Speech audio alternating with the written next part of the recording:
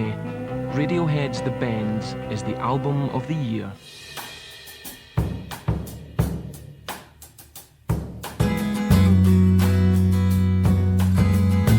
Okay, welcome to Trimming the Musical Fat, the podcast where we trim albums that are too damn long.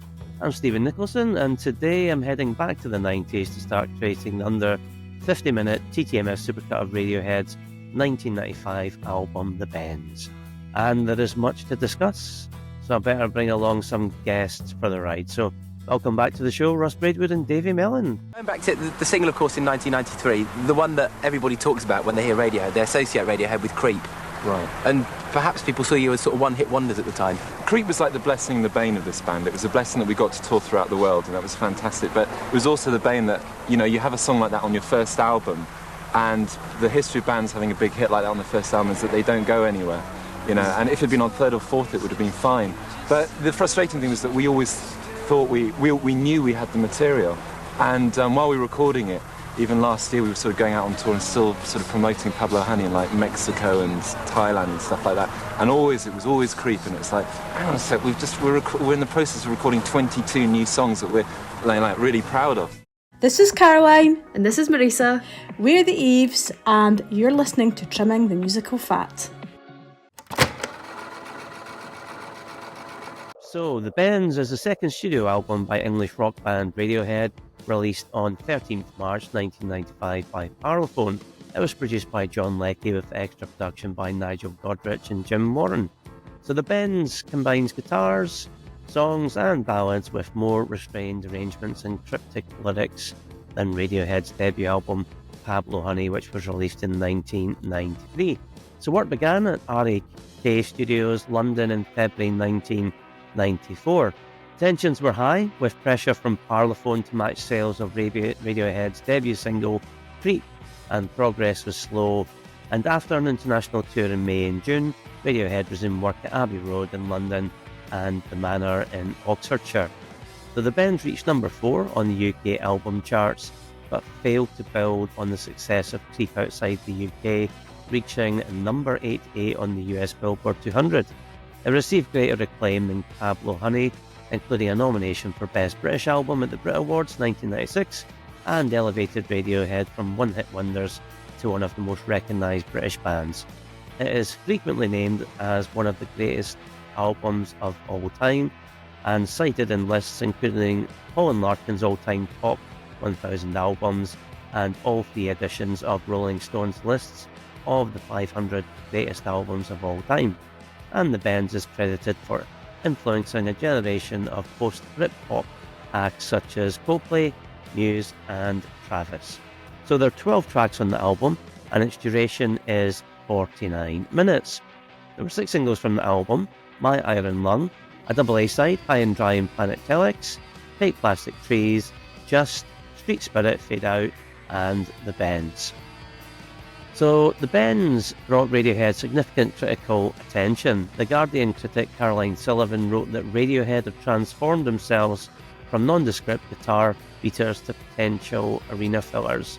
The grandeur may eventually pall, as it had with U2, but it's been years since big, bumptious rock sounded this emotional.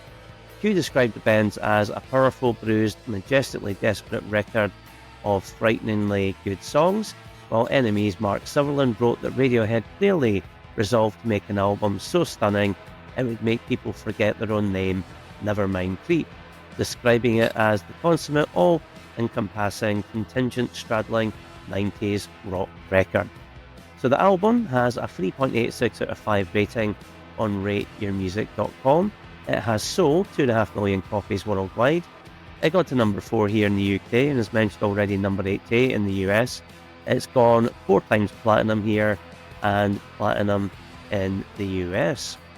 Now, you may be asking yourselves, why are you doing this if the album is under 50 minutes already? Well, it just so happens this album has some absolutely fantastic B-sides.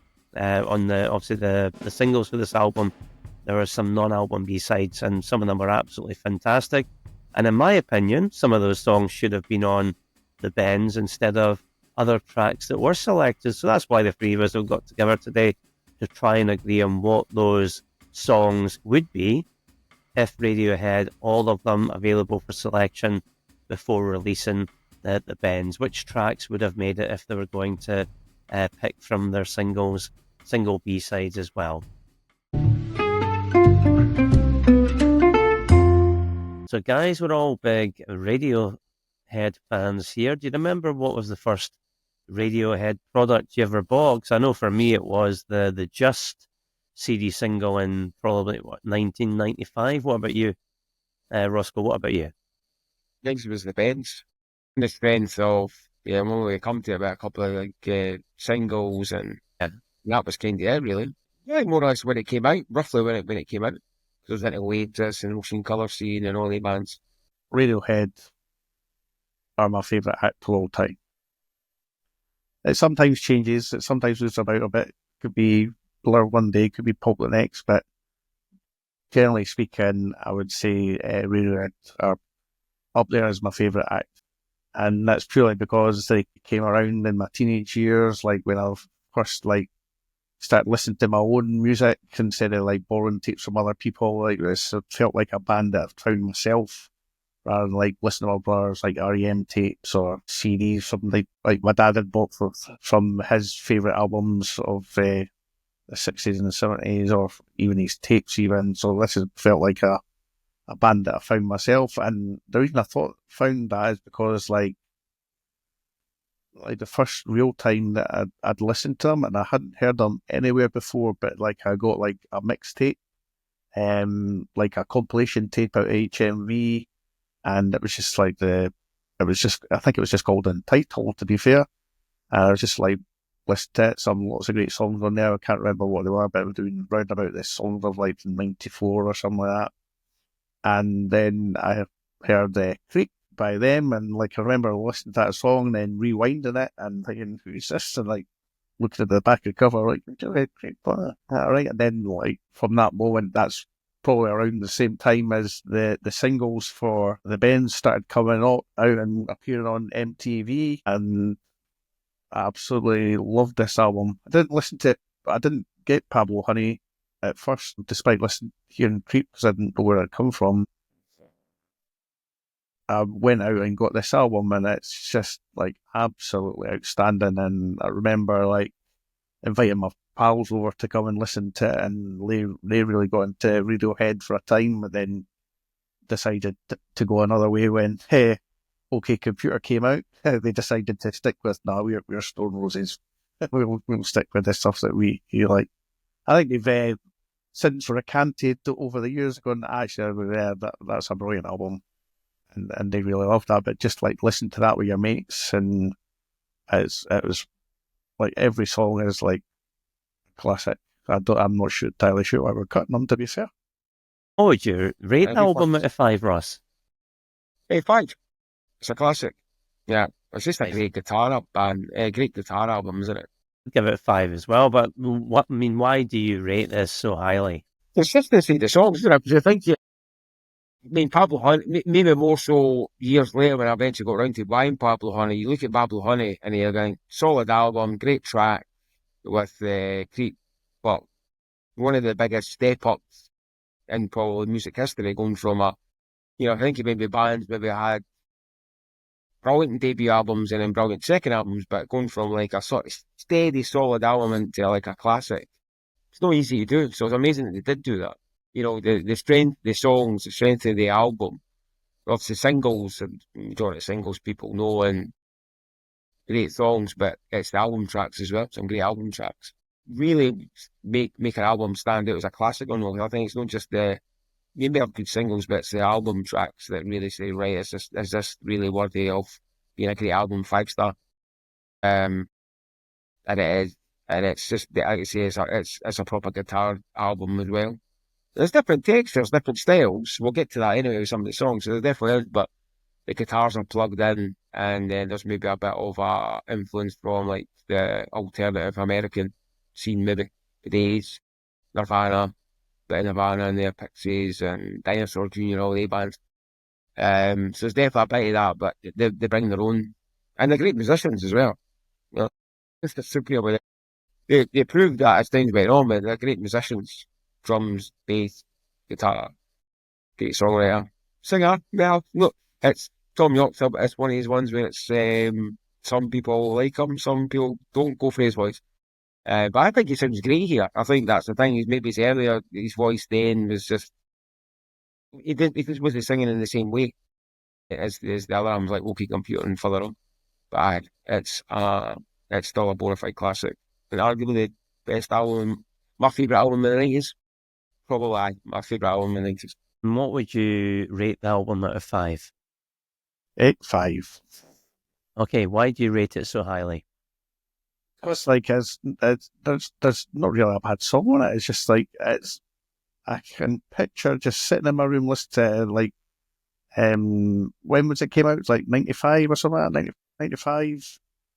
And I can just like had it on repeat all the time. I'd finally got my own stereo with like hi-fi separates rather, and like big massive speakers that used to have in my room, and just like sticking that on, and nobody bothering me, or it was just like that's.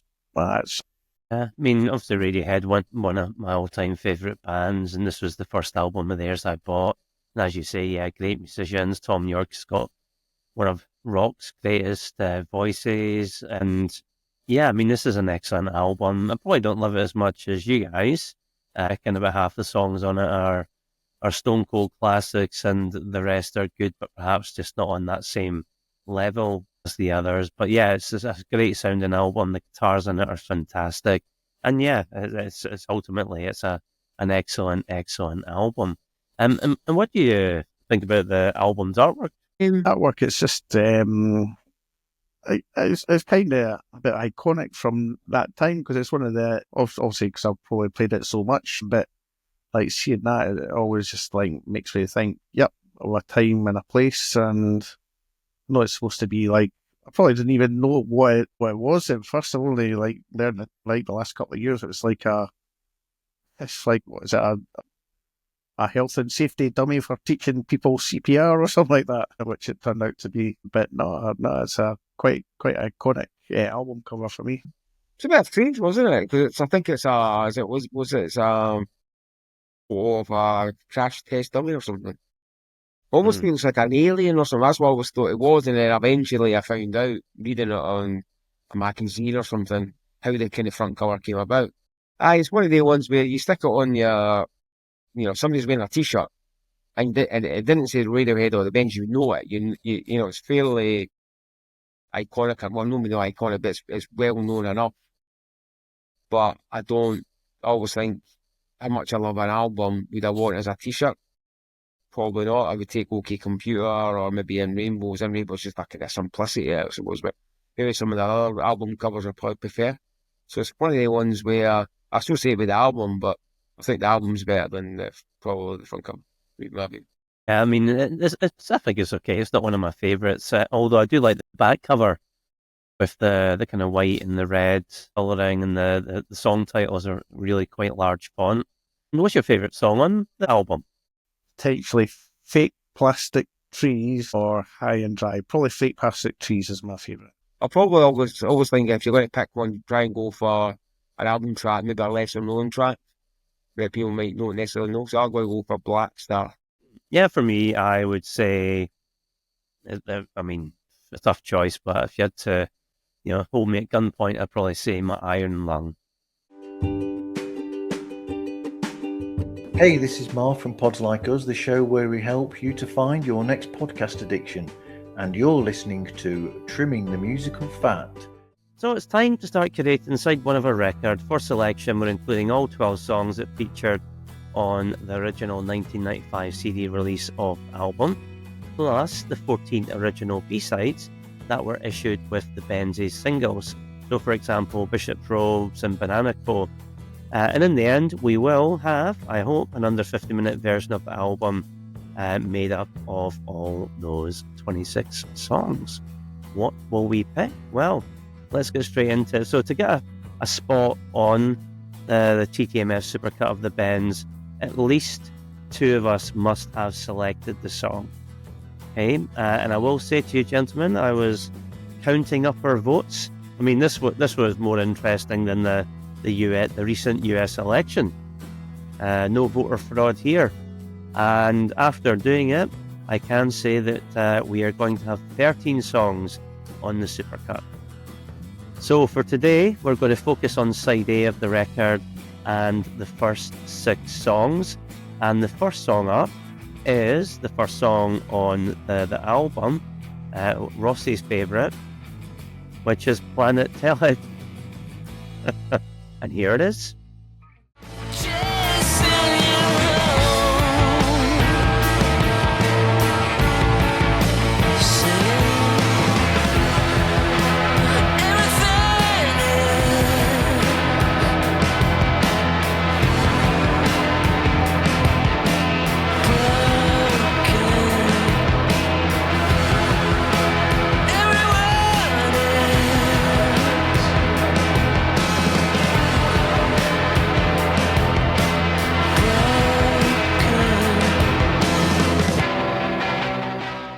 Oh, that was Planet Telex. Davey and I picked that.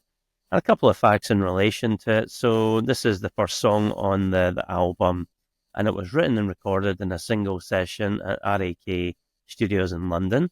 And the band had been experimenting with a drum loop from another song, Killer Cars, and added processed piano with multiple delay effects, and we got this song. And the working title for the song was Planet Xerox, but it was changed due to trademark issues with the Xerox company. And Ross, I know it was just me and Davey that's picked this one. This one's not ultimately one of your favourites on the record, is it? It's not a case I don't like it. It's just if you were ranking the sort of songs in order and think about some of the B-sides as well, or to at least get one B-side on there, which I've got opted for. Then I want to pick one of the songs. So there could have been a couple others you might have picked in terms of maybe mood-wise. There's maybe another one I could have maybe have. It's a Bulletproof, I wish I was. But then I think it's a beautiful art song, but it's a wee bit on the depressing side, so maybe could have opted for that over Planet Telex. But, you know, it's a song I've never really loved, but I like it. But it's one of the ones that's the opener, so it's out the way. And it's a bit like, OK Computer's the same with Airbag. Quite happy to get Airbag out of the way. It's a good song, but there's other songs I just think are better. And I don't know why that's the case, but because usually I like an opening track. I love an opening track, but if it catches your eye, but I think it's probably more solid than anything else compared to the others. So yeah, so one had to go, and this time it was Planet Telex. Like the sound of the guitars coming out, it wasn't like your normal sound of guitar. There was like distortion on there. It wasn't like your typical indie Britpop music that was coming on. It was like some weird's going on here, and then it just like breaks out into I think the lyrics are great, even though I can't remember them. And it just got me straight into that moment. Yeah, here we go. This is a good start. Yeah, well, I first heard a remix version of the song on the Just CD single and thought it was great, and obviously then bought the Benz CD and heard the original, which I think is absolutely superb. And there's just so much going on in the song. It's such an interesting listening. You know, piano, guitars, background sound effects, the jittery drums. You get that wonderful release when you go from the verses into the chorus. So yeah, big fan of this brilliant song and a great way to start the album. Which brings us to the second track that gets on, which is the title track of the album, which we all picked, and it is The Bends. Baby's got the bends. Oh no. We're not having a real friend. No. Just lying about with the drip fit on, talking to my girlfriend, waiting for something to happen. I wish it was the 60s, I wish we could be happy. I wish that something would happen. So that was the Bends, and that is a song that actually dated back to 1992. So even before the band's debut, Pablo Honey. And for me, I took a bit of time to actually like this song. It's a good commercial rock song, think Tom York's in good voice on it. The guitars on it are superb. And I think my favourite moment on it is the breakdown after the chorus, where it's pretty much just Tom singing and Phil Selway's drums. And the final bit of the song, the final minute's really good as well, where you kind of, it becomes a bit of a sing along, but without any vocals, rather bizarrely. But yeah, really good song. And you obviously like it as well, Ross. Aye, aye. I mean, SPVs have been my favourite song on the album as well. And it's just a great song.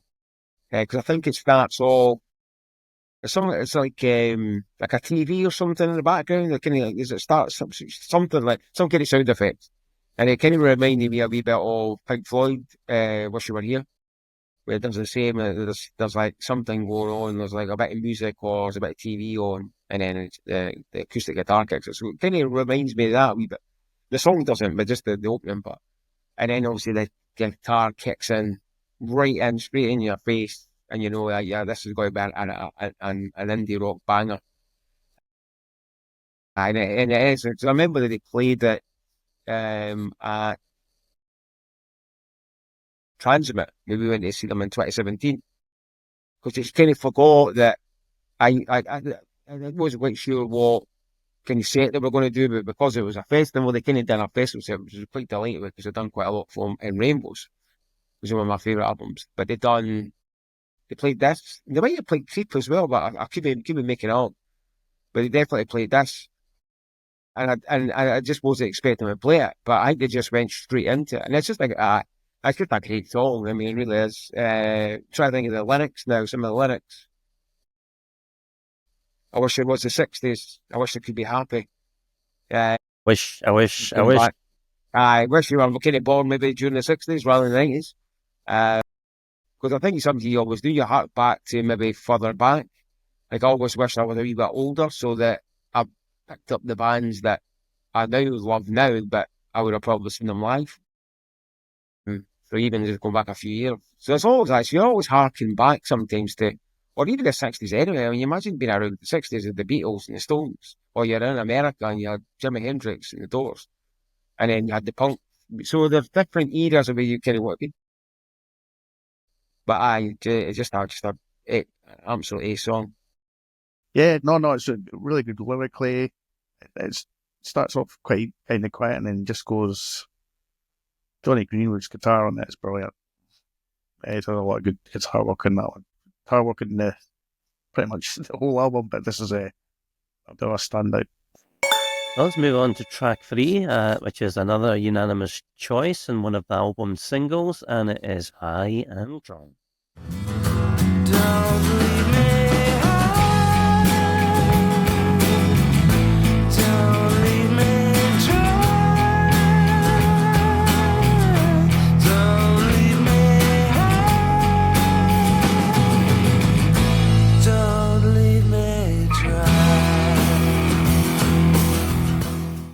Okay, so that was High and Dry, and the song was originally recorded as a demo during the sessions for Radiohead's first album, Pablo Honey, but it was re-recorded and included on the Bends. And it was released as a double A-side single with Planet Telex, and it got to number 17 here and number 78 in the US. Ross, High and Dry. High and Dry. So this is probably a bit different to some other songs. It's more acoustic driven, isn't it, this track? Obviously, they got guitar coming in towards the end, the Johnny Greenwood solo, but generally it's kind of acoustic driven track. And I remember reading it was an article, or maybe it was an interview on YouTube, whatever it was, or MTV, and it was Moby was getting interviewed, and he was asked about Radiohead, and it must have been, I'm trying to think when it was actually, but I think it would have been In Rainbows, and he was asked about Radiohead, and he says, you know, Radiohead, I just wish they would do more songs like High and Dry.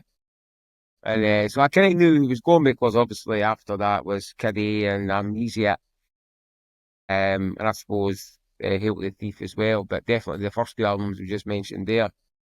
And it's kind of more kind of ballad, isn't it? And what they're kind of capable of doing, as any great band can do, they can rock out, but they can also do like a kind of more acoustic driven music or a ballad.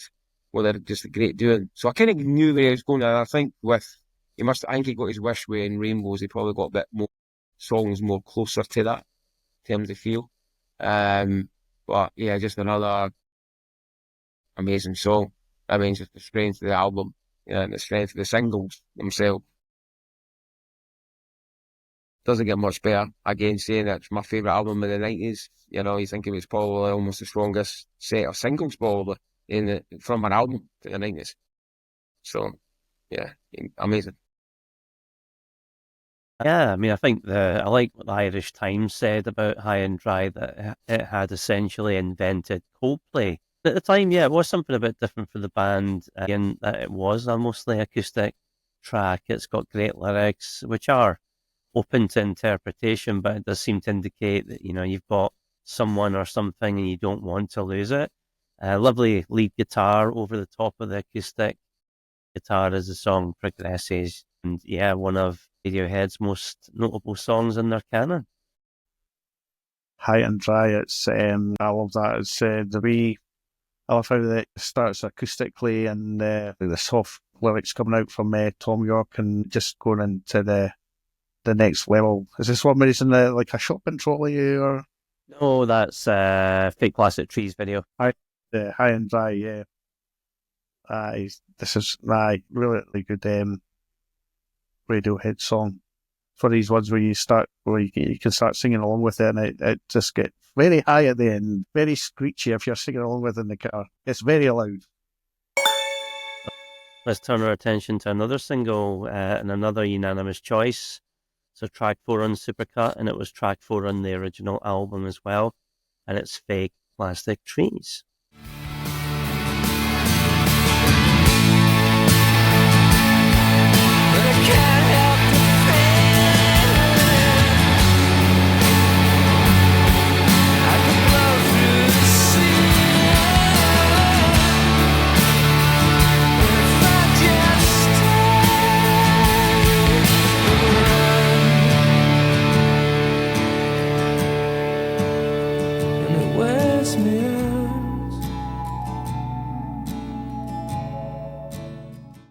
There we are, Fake Plastic Trees, gentlemen. It gets on. I think it's a masterpiece. I think that's safe to say. It's almost like it's got like 3 different parts to it. So it's got what I like about it, got an outro at the end. Because usually the payoff is like the last chorus and maybe like a guitar solo. And then you go into the last part and that kind of just fades away. But I love songs where actually that's just as strong. So 3 parts. It obviously starts off pretty slow. And then it's got the kind of middle bit where the Johnny Greenwood comes in with the guitar, but it's just that bit towards the end as well, where it's it wears me out, I think it is, and it's almost going back to how it starts. It's just you've had the crescendo and you're working your way down, but it's so memorable. It's just as good, and the band are still playing and all the instruments are there. So it kind of reminds you a wee bit of U2's With or Without You, where it's got a great outro at the end as well, where it's just in the did a solo, but a very understated one, and that just as great a part. And I think this is just one of the ones.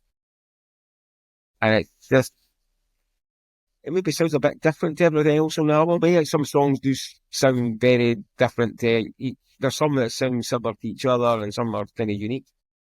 But I remember the video as well, vaguely remember the video. I think he's in a shopping cart or something, shopping trolley in a supermarket. I think amazing track.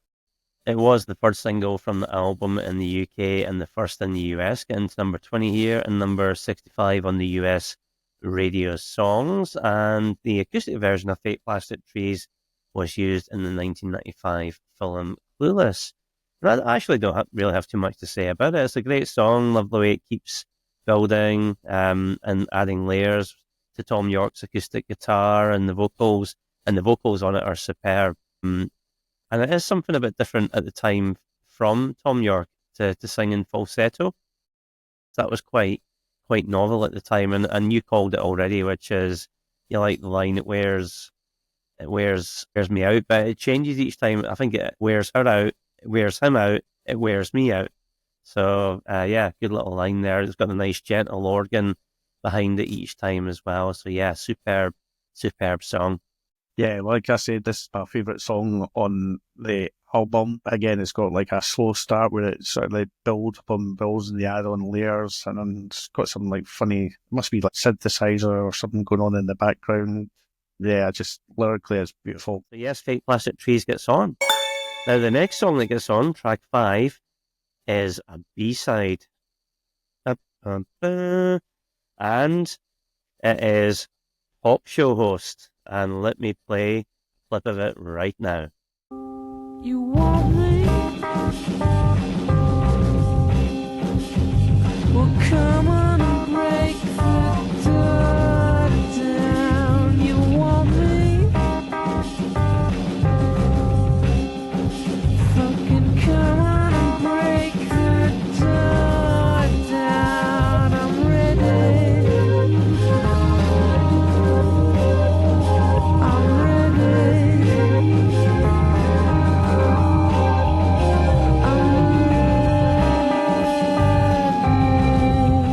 Okay, so it was Talk Show Host, one which Davey and I picked, and it was one of the B-sides on the Street Spirit CD singles, and it was also used to great effect in Baz Luhrmann's Romeo and Juliet, which came out in, I think it was 94 or 95, must have been 95 it came out. So yeah, for me, I first heard this when my sister Donna bought the Romeo and Juliet soundtrack CD, and yeah, it's actually stands out because it's quite unusual for the band. Very kind of start and stop, and it's got repeating chord sequences as well. And it's probably a sign of things to come, maybe post OK Computer, things like Kid A and such like. It's a great song, especially when the drums eventually kick in. And it's got to be on this supercut purely for the synth part in it, which mimics the final part of the late 1970s and early 1980s BBC sci-fi TV show The Lake 7. So, and I'll actually put a clip of that in here so you know exactly what I'm talking about.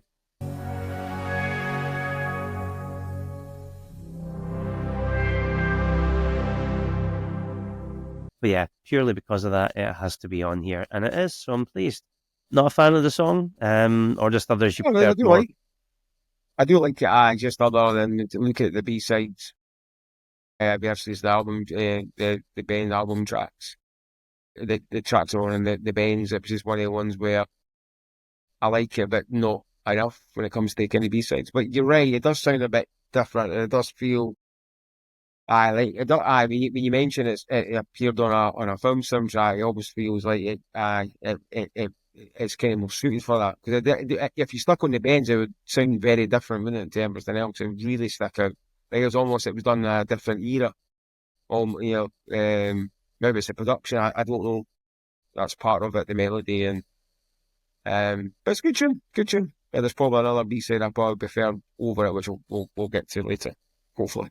Talk Show, this is one of the ones that I added on in place of Nice Dream. And yeah, what was it, the B-side? Do you know?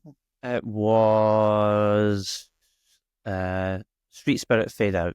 That's exactly what it was, because it had a couple of banging B-sides on there, and it's got my favourite Radiohead lyric of all time. I'll be waiting with a gun and a pack of sandwiches. I love that one. I don't know where it's come from or how he's come up with that, but it's brilliant. Track 6 on a supercut, which was also track 6 on the original album, and it is one me and Ross picked. Davey did not, and it is Nice Dream. Nice dream, nice dream,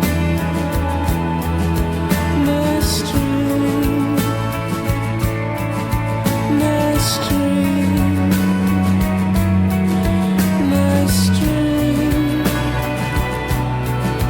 nice dream,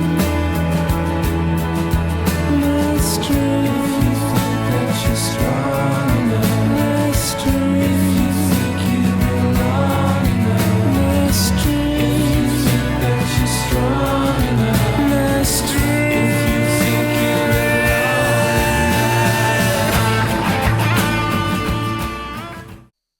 are. That was Nice Dream.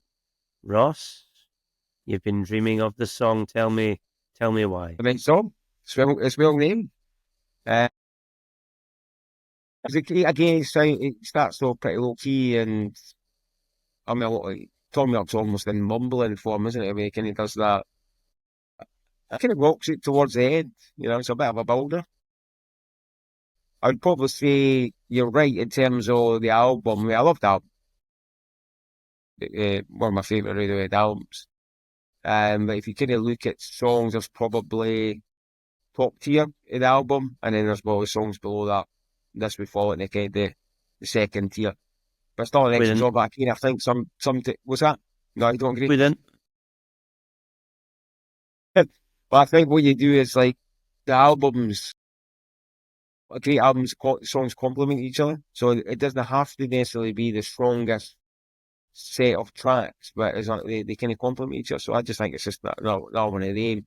It's probably similar structure to the other songs in it, but it's still ace as well. So yeah, easy to be fair. I had the majority of the album anyway in my list, so I knew there's probably going to be some casualties, but yeah, not my favourite is, but yeah, definitely a song worthy of it being on the album. Okay.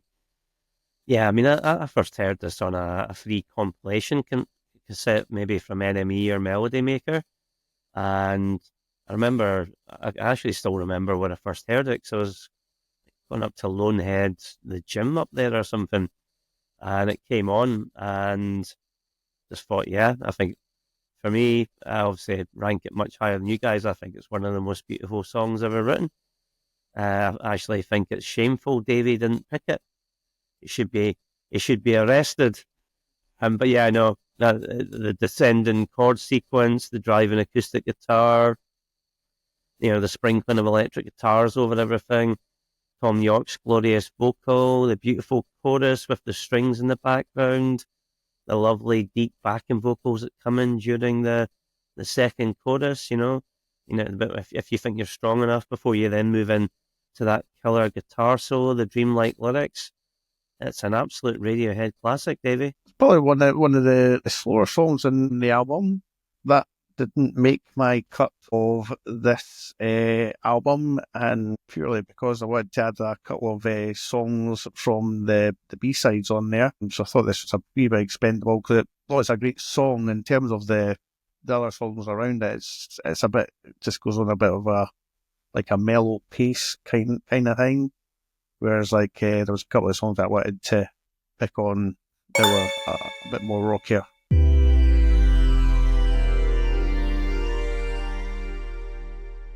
Okay, guys, well, that is 6 songs picked for side 1, which comes to 26 minutes. So we are going to take a break there and resume next week to pick side 2. Look at the songs that didn't make it. We're going to rank the supercut of the album, recommend further listening by Radiohead, so maybe tracks that people wouldn't generally know, and debate where I'll place this album in the TTMF Hall of Fame. So thanks for joining us today, and we'll look forward to you joining us again next week. And until then, keep trimming. Trimming the Musical Fat podcast is a Stephen and Paul Nicholson production. We'd love to hear from you.